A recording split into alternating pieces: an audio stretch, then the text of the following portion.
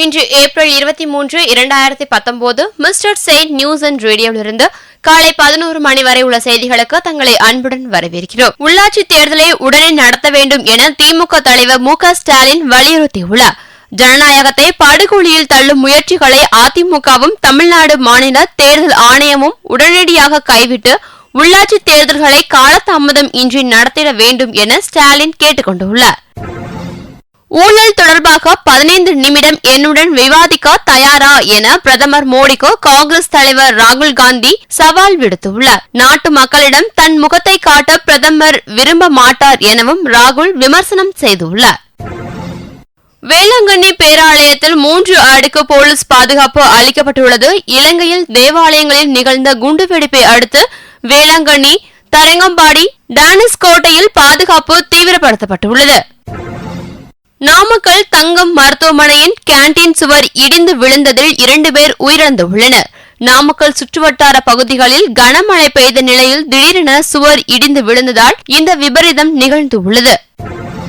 திருவண்ணாமலை மாவட்டம் செங்கம் அருகே வீசிய சூறாவளி காற்றில் சுமார் 100 ஏக்கரில் பயிரிடப்பட்டிருந்த வாழை மரங்கள் சேதமடைந்துள்ளதால் விவசாயிகள் கவலையடைந்துள்ளனர்.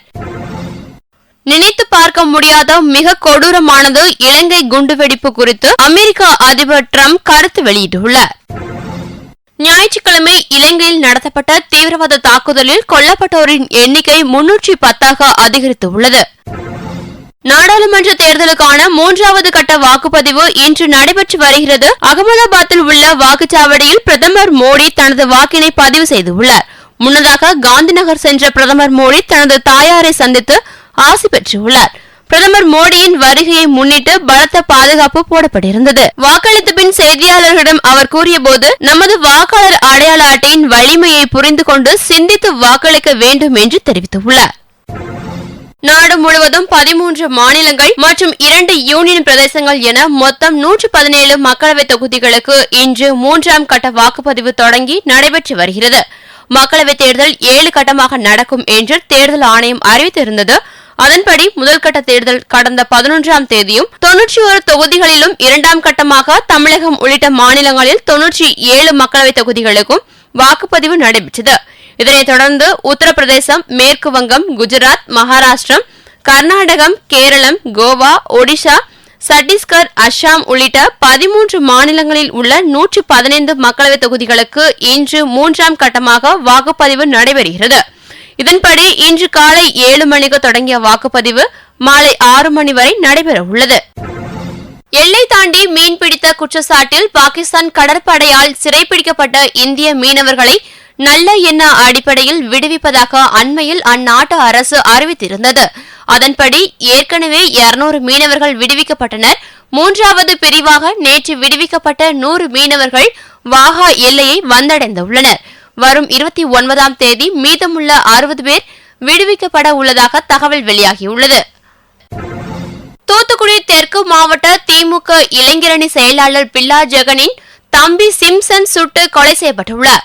சகோதரர்களுக்கு இடையே ஏற்பட்ட சொத்து தகராறில் பில்லா ஜெகன் தனது தம்பியை துப்பாக்கியால் சுட்டுக் கொன்றுவிட்டு தலைமறைவாகியுள்ளார்.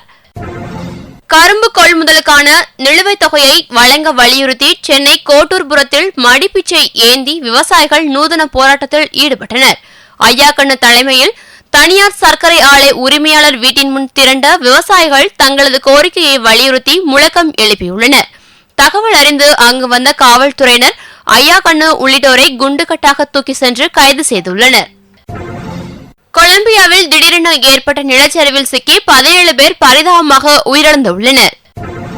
கத்தார் தலைநகர் தோகாவில் நடைபெற்று வரும் ஆசிய தடகள போட்டியில் தமிழகத்தை சேர்ந்த கோமதி மாரிமுத்து 800 மீட்டர் பந்தய இலக்கை 2.20 நிமிடங்களில் கடந்து தங்கம் வென்றுள்ளார். நேற்று இரவு நடைபெற்ற IPL கிரிக்கெட் போட்டியில் ராஜஸ்தான் ராயல்ஸ் மற்றும் டெல்லி கேபிட்டல்ஸின் போட்டியில் டெல்லி கேபிட்டல்ஸ் 6 விக்கெட்டுகள் வித்தியாசத்தில் வெற்றி பெற்றுள்ளது. இத்துடன் இன்றைய காலை செய்தி சுருக்கங்கள் நிறைவடைகின்றது. மேலும் பல செய்திகளை உடனுக்குடன் அறிந்து கொள்ள எங்களது www.mrchnews.com என்ற இணையதளத்தை பார்வையிடுங்கள். நன்றி, வணக்கம்.